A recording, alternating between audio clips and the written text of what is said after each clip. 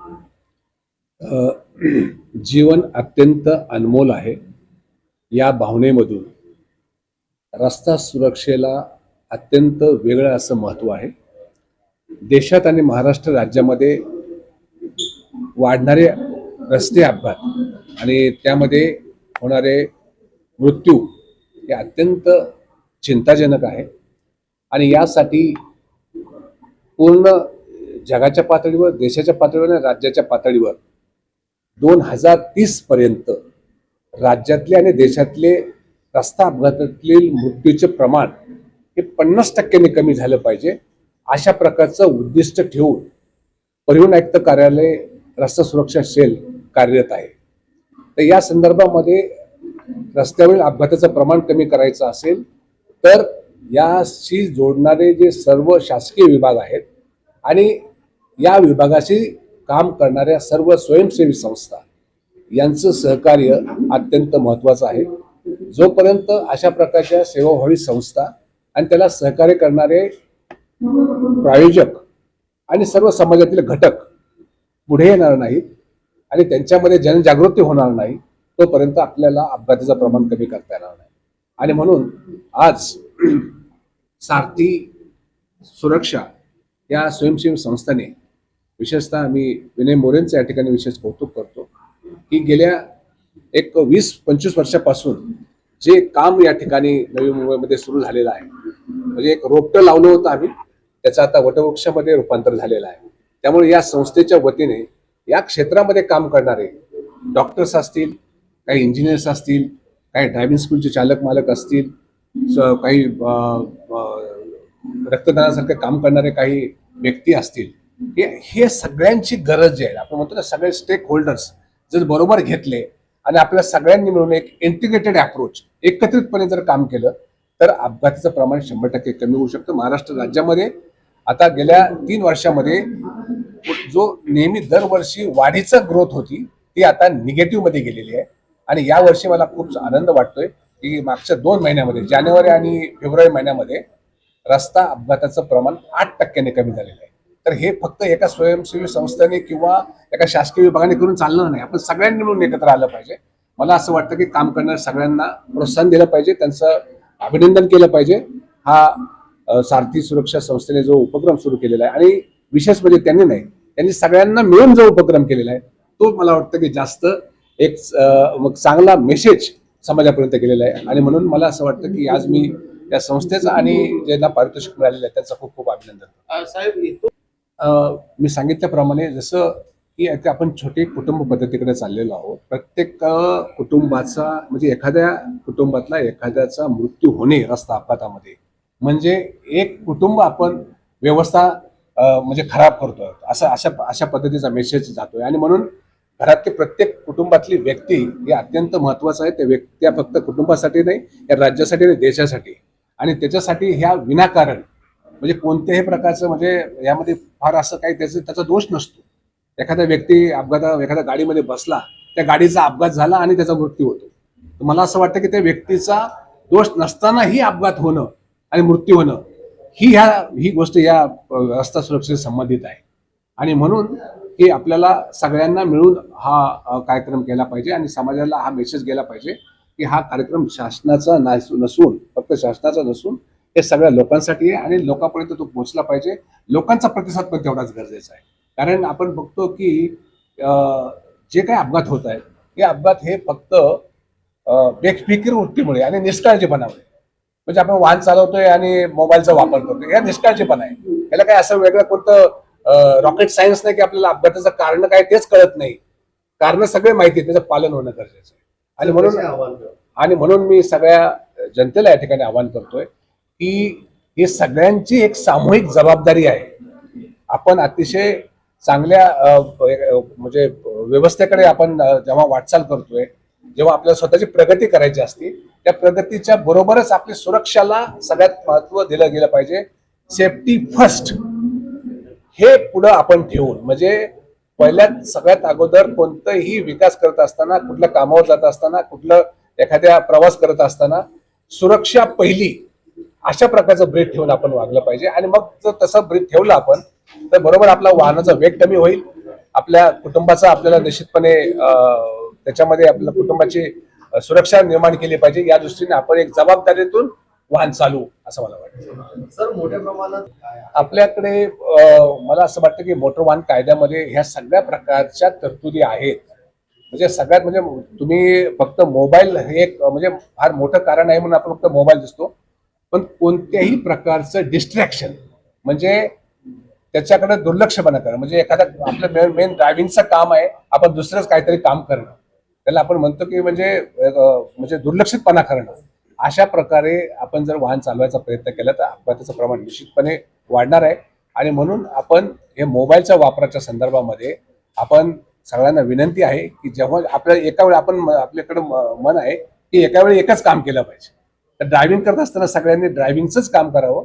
जर खरोखर कोणाला जर मोबाईल अत्यंत महत्वाचा जर कॉल आला असेल तर आपण वाहन साईडला घ्यावं, सुरक्षितपणे थांबावं. वेळ आपला आहे, आपण किती वेळ बोलू शकतो, परंतु आपण वाहन चालवत असताना आपण स्वतःची आणि इतर रस्ता सुरक्षामधले जे सगळा रस्त्याचा वापर करतात त्याची सुरक्षा धोक्यात आणू नका, अशा प्रकारचं मी सगळ्यांना आवाहन करतो. ये बहुत ही अच्छा प्रोग्राम है और ऐसे और प्रोग्राम होने चाहिए हर महीने, हर जगह पर, हर इलाके में, ताकि लोगों में एक अवेयरनेस आए और लोग अपनी जान की अहमियत और कीमत समझें। लोग बहुत लापरवाह है, मोटर बाइक चलाते तो हेलमेट नहीं पहनते, गाड़ी चलाते तो सीट बेल्ट नहीं लगाते हैं।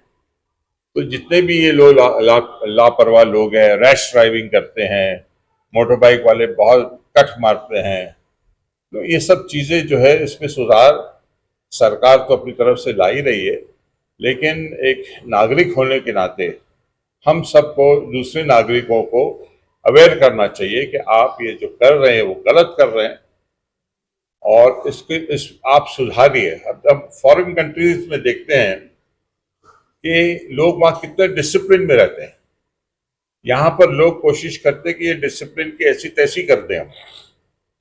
तो लोगों को डिसिप्लिन सिखाना, और अभी बड़ा अच्छा प्रोग्राम चल रहा था CPR का कि अगर कोई बेहोश हो जाए, किसी को स्ट्रोक आ जाए तो कैसे उसको वो करना चाहिए।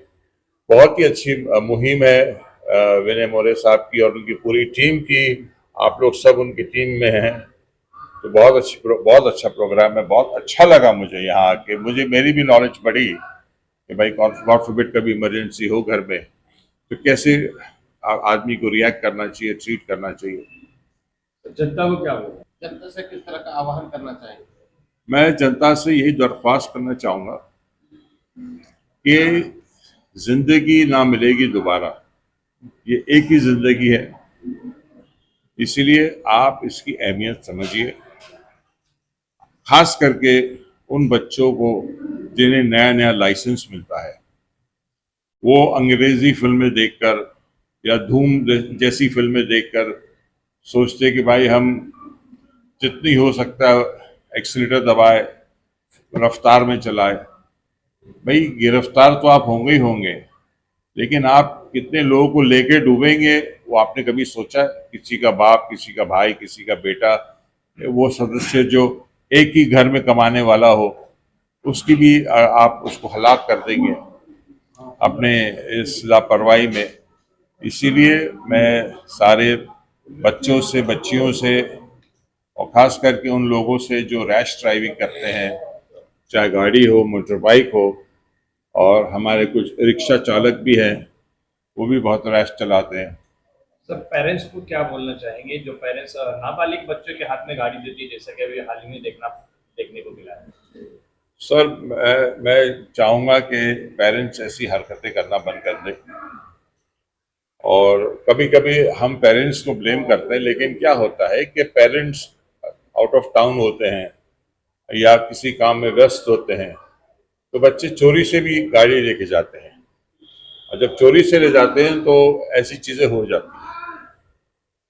तो मैं ये चाहूँगा कि अगर आप लोग चाबी अपने साथ रखें या अपनी निगरानी में रखें, और बच्चों को अगर आपको ड्राइविंग जब उनकी उम्र हो जाती है तो आप उनको प्रॉपर ड्राइविंग स्कूल में डालिए, क्योंकि ड्राइविंग स्कूल उनको सिखाएगा कैसे लेन फॉलो करना, कैसे सिग्नल्स फॉलो करना, और कैसे एक डिसिप्लिन में गाड़ी चलाना। अक्सर देखा गया है कि जिनके घर पे ड्राइवर्स होते हैं वो ड्राइवर जो है वो खुद ही बच्चों को ड्राइविंग सिखा रहे हैं। अब ड्राइवर जो है वो क्या बच्चों को ड्राइविंग सिखाएगा, और आगे चल के वही बच्चे गाड़ी ठोकते हैं, गाड़ी रैश चलाते हैं। तो मेरी तो यही विनती है कि आप लोग ना एक ये अवेयरनेस का प्रोग्राम और रखिए और कीजिए, हर इलाके में रखिए, और लोगों से कहिए कि इसे ज्वाइन करें। बच्चों को खास करके स्कूलों से आप कह सकते टाई अप कर सकते हैं। और मेरी जब कभी भी जरूरत होगी मैं हमेशा आप लोग के साथ खड़ा हूँ और हमेशा खड़ा रहूँ। सर एक डायलॉग सर अंदाज अपना ये बिच्छू का जहर है रॉबर्ट, पीने वाली किसी चीज में 2 बूंद मिला दो, आदमी नीला होके पीला हो जाता है और फिर हमेशा हमेशा के लिए ढीला हो जाता है।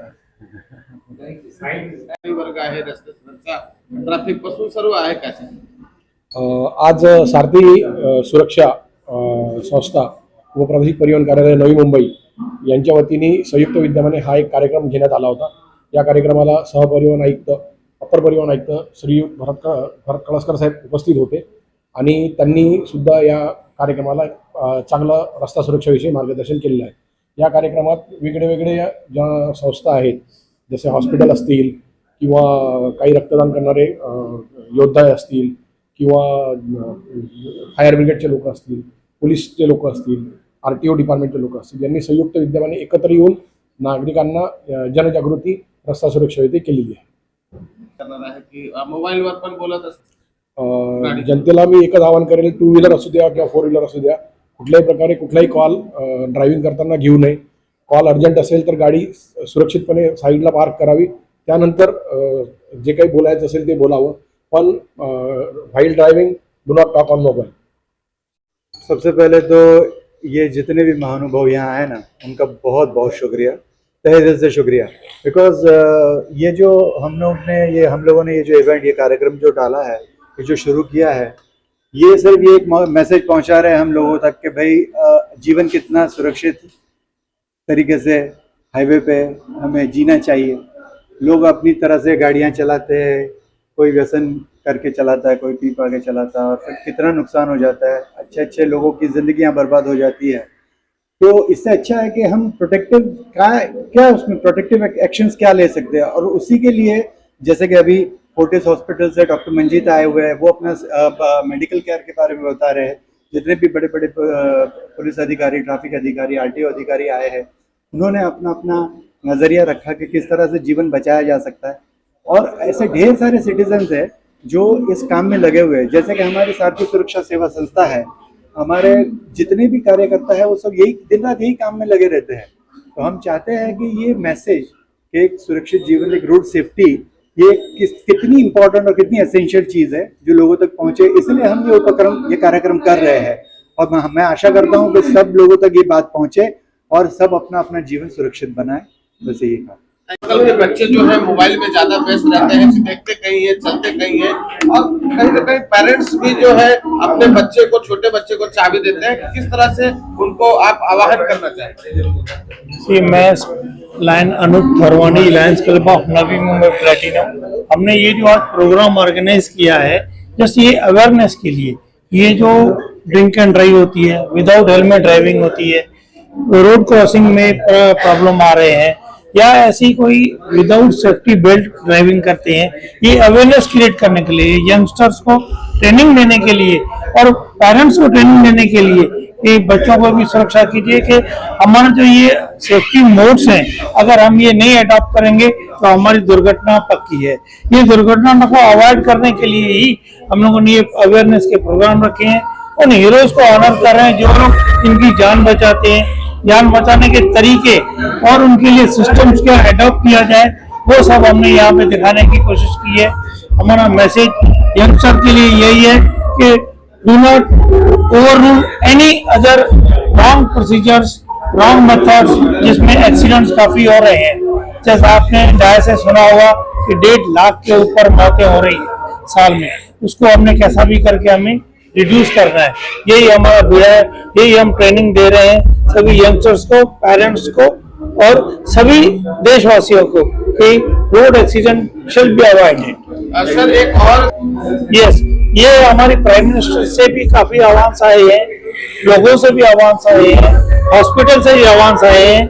अगर कहीं बाय चांस ऐसी दुर्घटना वार्षिक न हो और अगर हो भी जाती है तो उसको जो ऑर्गन डोनेशन का जो प्रोग्राम किया जाता है, हमारे लायंस वाले भी काफी करते हैं, ऑर्गन डोनेट करके भी इससे दूसरे की जान तो बचा जा सकती है।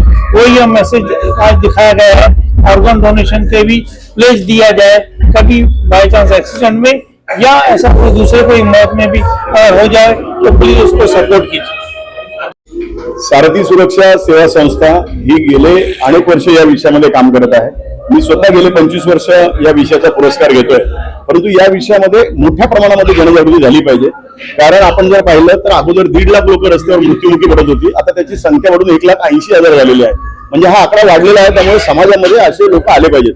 हा उद्देश मनामध्ये ठेवून या क्षेत्रामध्ये जे लोक काम करतात त्यांना प्रोत्साहित करण्यासाठी आजचा हा महारक्षक पुरस्कार सोहळा आपण दिलेला आहे। कारण रस्त्यावर संरक्षण करणं हे महत्त्वपूर्ण आहे आणि याच्यामध्ये आपण विविध घटक घेतलेले आहेत की रक्तदान देखील महत्त्वपूर्ण आहे। कारण अपघाती व्यक्तीला प्रथम रक्तदान लागतं, एखादा अपघात झाल्यानंतर एखाद्या वाहन चालकाचे डोळे जातात, म्हणून नेत्रदान क्षेत्रात काम करणारं व्यक्तिमत्व, एखादा व्यक्ती अपघातामध्ये मृत्युमुखी पडतो आणि तो सामाजिक संदेश देऊन जातो की माझ्या अवयवाचा वापर जर होऊन एखाद्याला जीवन मिळत असेल तर अवयवदानाचा देखील संदेश। अशा प्रकारे विविध क्षेत्रातील या रस्ता सुरक्षेशी संबंधित असणाऱ्या लोकांचा या ठिकाणी आपण सत्कार संपन्न करण्यात आला हा सोहळा।